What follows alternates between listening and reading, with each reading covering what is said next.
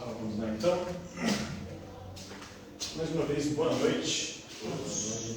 Quero desejar a vocês aí as boas-vindas.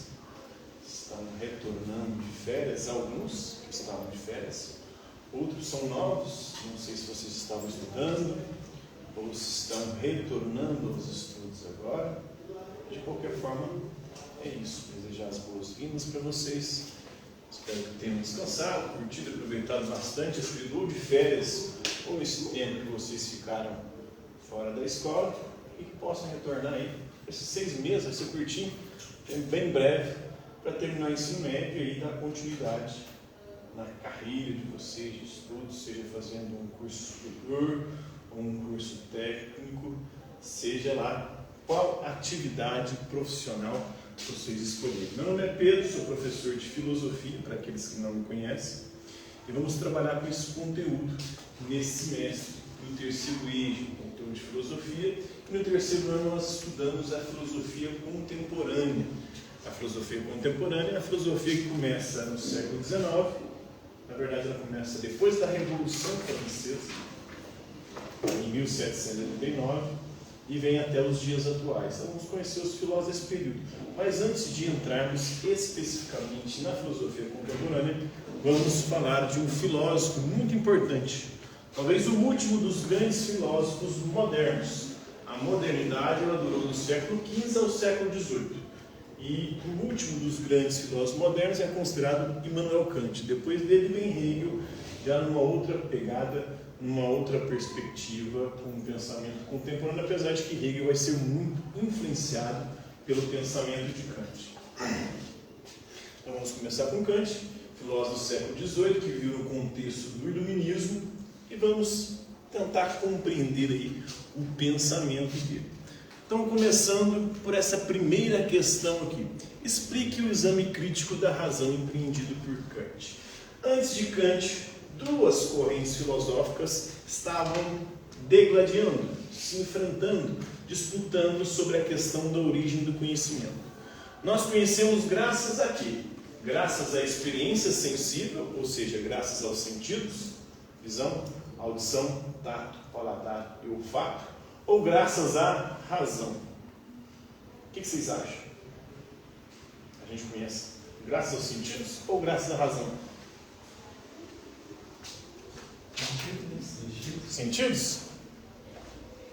Os empiristas, a escola empirista, ela diz que nós conhecemos graças aos sentidos.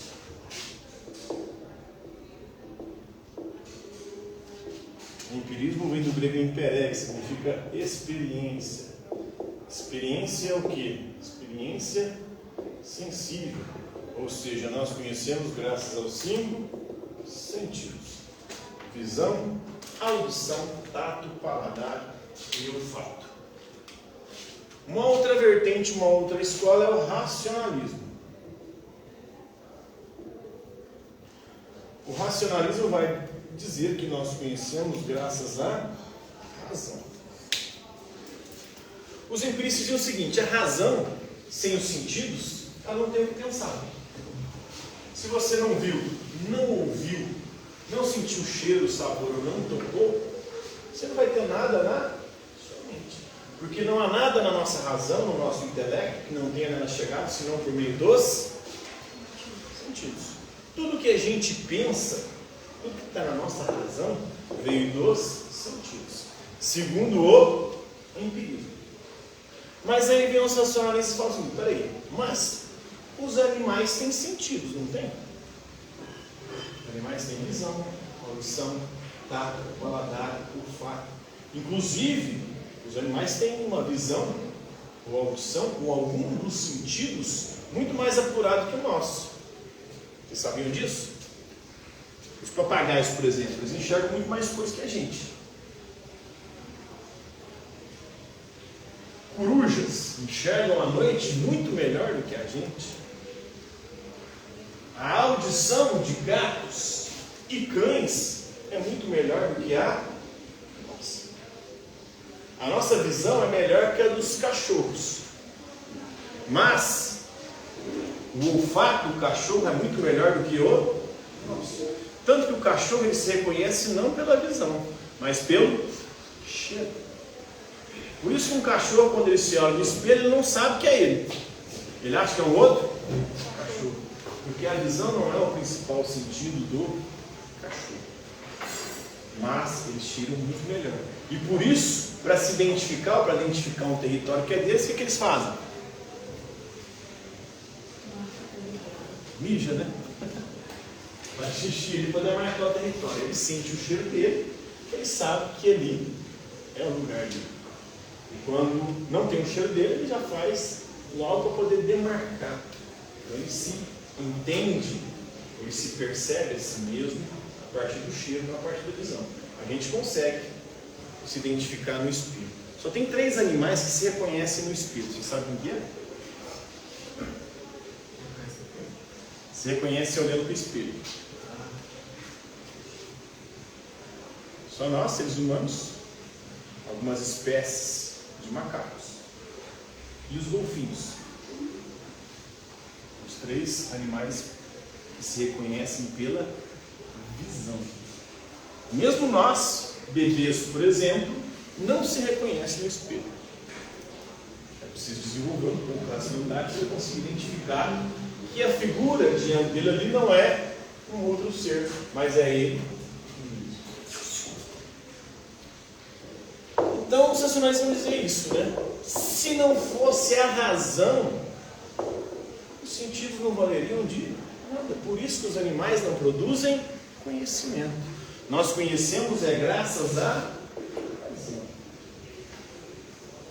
E os sentidos nos enganam. Quem nunca se enganou com os sentidos?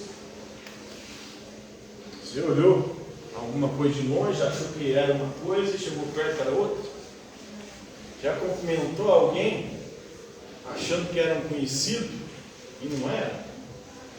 Isso foi uma vergonha? Já teve a impressão que tinha alguém te chamando, se for olhar não tinha ninguém te chamando? Já te sentiu o cheiro do lanche, chegou lá embaixo, não era o lanche que você imaginou que seria? Você se enganou com o cheiro? Hoje a indústria alimentícia descobriu como enganar, por exemplo, o nosso paladar. Boa parte dos alimentos que a gente consome não é de sabor natural, mas sabor artificial. Eles fazem em laboratório e enganam o nosso paladar. O steak, a salsicha, o hambúrguer, são alimentos feitos com restos. Steak resto de frango, salsicha com resto de porco, e hambúrguer com restos de carne bovina, ou de boi, né? Na verdade, muitas vezes nem tem carne, é resto mesmo, que eles moem tudo, vira uma pasta fedorenta, de um sabor horroroso. Mas, o que eles metem ali? Uma essência, um produto químico, que dá um sabor e um cheiro, que agrada ao nosso paladar e o nosso olfato. Aí você acha gostoso. Mas você vê como é que aquilo é feito, e com que ou de que aquilo é feito. É até uma expressão dos alemães. Immanuel Kant era um alemão.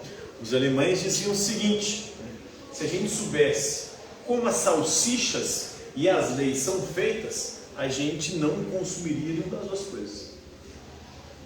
Porque a salsicha é feita com resto, com coisa ali que ninguém come no porco. E as leis? As leis são feitas através de processo mergulhado em corrupção. Porque é político.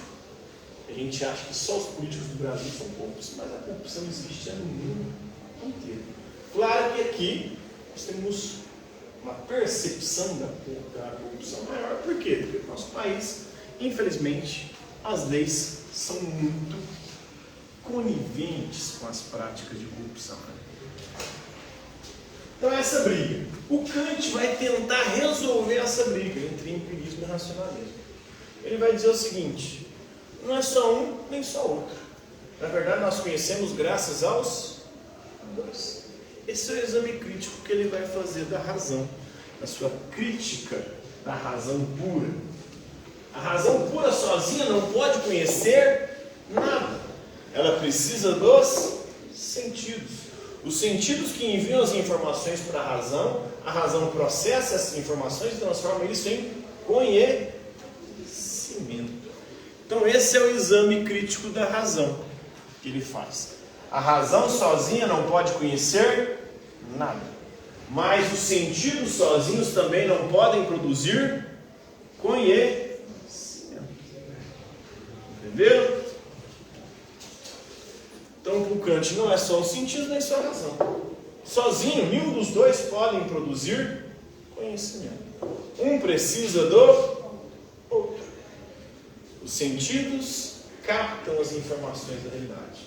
Os olhos captam as imagens, o ouvido capta os sons, o olfato capta os cheiros, o paladar capta o gosto, o sabor, e o tato capta a consistência da realidade. E essas informações vão para a nossa razão, para o nosso entendimento. A nossa razão processa, organiza esses dados e transforma eles em conhecimento. Explique a maioridade humana segundo Kant. Kant dizia o seguinte: a maior parte dos seres humanos vivem na menoridade. O que é menoridade?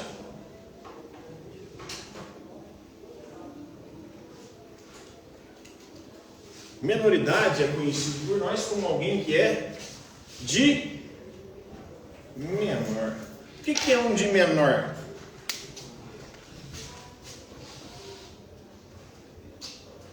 É uma pessoa que não responde por si mesma. Um de menor faz merda. Quem vai responder é os pais. Mas para o Kant, isso é característica da maior parte da humanidade. A maior parte das pessoas tem preguiça de usar a própria razão, a própria inteligência. A maior parte das pessoas preferem ir pelo ou pelas ideias dos outros e não pelas próprias ideias. Então isso é a menoridade para ele. Para ele, a maior parte da humanidade vive na menoridade. São pessoas que não pensam por si mesmas. E aí ele opõe a menoridade à maioridade. Maioridade é o quê? Sapere aude. Significa ouse saber. Busque por si mesmo o conhecimento. As pessoas têm preguiça de buscar o conhecimento. Elas preferem ir pelas ideias dos outros. As pessoas têm preguiça de buscar o conhecimento, por exemplo, sobre a religião. Aí elas vão pela ideia de quem? Dos líderes religiosos. Vai pelo que o pastor falou, que o padre falou, que o líder religioso falou. Ela tem preguiça de estudar por ela mesma, de buscar o conhecimento por ela mesma. Ela vai pela ideia dos outros. As pessoas têm preguiça de estudar e buscar compreender a sua própria saúde. Elas vão pela ideia dos médicos, pela ideia dos nutricionistas, educadores físicos. Por quê? Porque todo mundo tem preguiça. E quem tem dinheiro prefere pagar. Quem não tem, se ferra, né? Porque aí não tem nem como comprar alguém que possa fazer isso por você. Por isso ele defende o seguinte: nós temos que sair da menoridade. Parar de ir pela cabeça dos outros e buscar você mesmo o conhecimento. Isso é a menoridade, quando você não mais se deixa guiar pelos outros, mas você mesmo busca o saber, o conhecimento. Ouse saber, ouse buscar por si mesmo o conhecimento.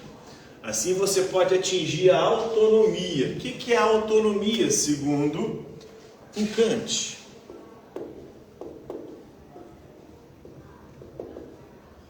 É o oposto de heteronomia. Nomia, em grego, é lei, regra.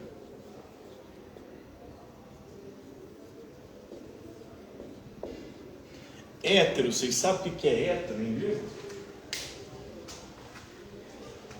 Tem alguém que é hétero?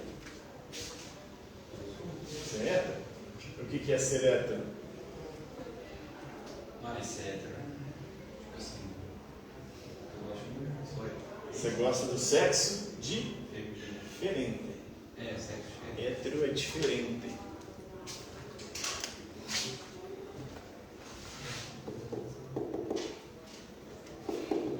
Diferente de homo. Homo é igual. O homossexual é aquele que gosta de alguém do mesmo sexo, do sexo igual. O heterossexual é alguém que gosta do sexo diferente, do sexo oposto. E alto?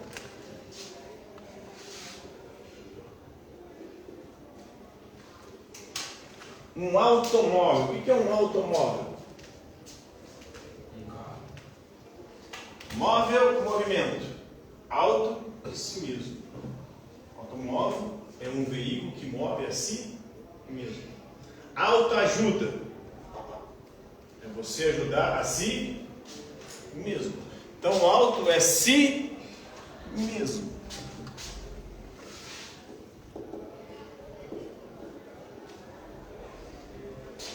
Então, para Kant, a maior parte das pessoas vivem na heteronomia.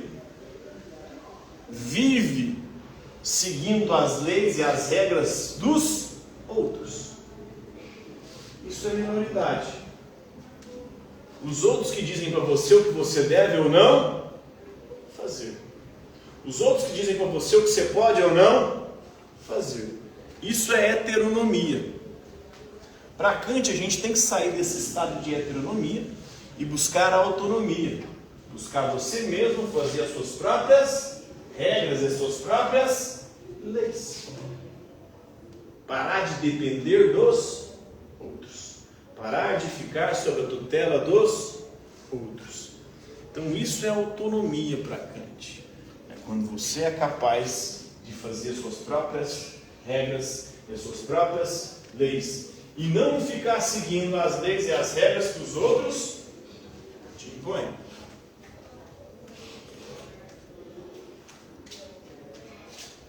Quais são os tipos de conhecimento, segundo o Kant?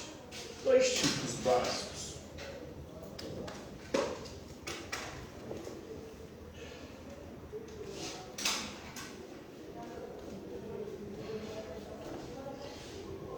Tem o empirismo, que é o conhecimento empírico.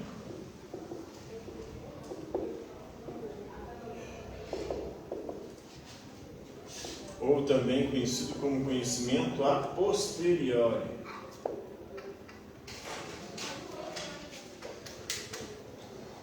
Então, conhecimento empírico, conhecimento a posteriori, é o conhecimento que vem da experiência sensível, ou seja, o conhecimento que vem dos sentidos.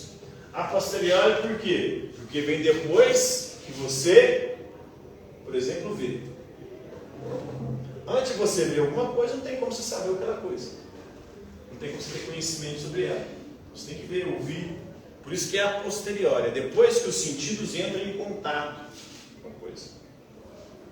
Então esse é o conhecimento empírico. A posteriori, depois que os sentidos entram em contato com o objeto.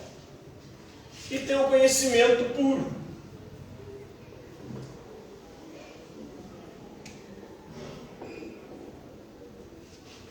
Ou conhecimento a priori. É o conhecimento que vem da razão. Vamos pegar um exemplo. A porta é verde. Isso é um conhecimento empírico ou a priori? Empírico. Por que eu sei que a porta é verde? Porque eu vi. Como é que eu sei que a cortina é verde? Conhecimento empírico, posterior. Depois que eu vi a cortina, eu vi que ela é verde. Como é que eu sei que o quadro é branco? Apesar de esse quadro aqui estar bem borrado, né? Não está tão branco assim. É tudo empírico. Agora, o conhecimento puro, a priori, É um conhecimento que é desenvolvido exclusivamente pela razão, que independe dos sentidos. Antes de você ter a percepção, você pode chegar a essa conclusão, a esse conhecimento. Por exemplo, 2 mais 2 é igual a 4. Eu não preciso pegar 2 objetos mais 2 objetos para saber que 2 mais 2 é igual a 4. Independe dos sentidos. Entendeu? Ter contato. Dá para você fazer isso tudo na cabeça. São 3 sentidos. Oi? São 3 sentidos? 5. Visão, audição, tato, paladar e olfato. Não, eu falo. Na verdade. Tipos de conhecimento? Tipo de conhecimento. 2. O puro, a priori. Esse aqui é o conhecimento da matemática, né? E da geometria. Um triângulo tem 3 lados. Você precisa olhar para um triângulo, desenhar um triângulo para saber que um triângulo tem 3 lados? Um quadrado tem 4 lados. A bicicleta tem 2 rodas. 2 mais 2 é igual a 4. 2 vezes 5 é igual a 10. Dá para você fazer isso tudo de cabeça. Só com a razão. Você não precisa ver para chegar a essa conclusão. Então, esses são os 2 tipos de conhecimento segundo Kant. Esse conhecimento puro a priori é da matemática, da geometria, e o empírico a posteriori é aquele que vem dos sentidos. Qual que é a diferença entre os dois? O primeiro, o empírico a posteriori, ele é contingente. Por quê? Essa porta aqui é verde, mas toda porta é verde? Não. Essa cortina é verde, toda cortina é verde. Essa cadeira é azul, toda cadeira é azul. Então é particular, é contingente. Oi? Conhecimento A posteriori. Agora o conhecimento puro, ele é universal e necessário. 2 mais 2 sempre será 4. Não tem como dar outro resultado. Ele é puro, é a priori, ele é universal e necessário. Em qualquer tempo, em qualquer lugar, 2 mais 2 sempre será 4. Agora, nem em todo tempo, nem em todo lugar a porta será verde, a cortina será verde, a cadeira será verde. Um é universal e necessário, o outro é particular e contingente. Particular porque é só essa porta aqui que é verde, nem tudo é verde. Contingente porque ela pode ser verde, mas eu posso pintar de outra cor, ela pode mudar também de cor. Agora 2 mais 2 não tem como mudar e dar outro resultado que não seja 4. Por isso, esse conhecimento para ele é universal e necessário. Acabou o horário aí, acabou. Próxima aula eu continuo respondendo as questões aí, beleza?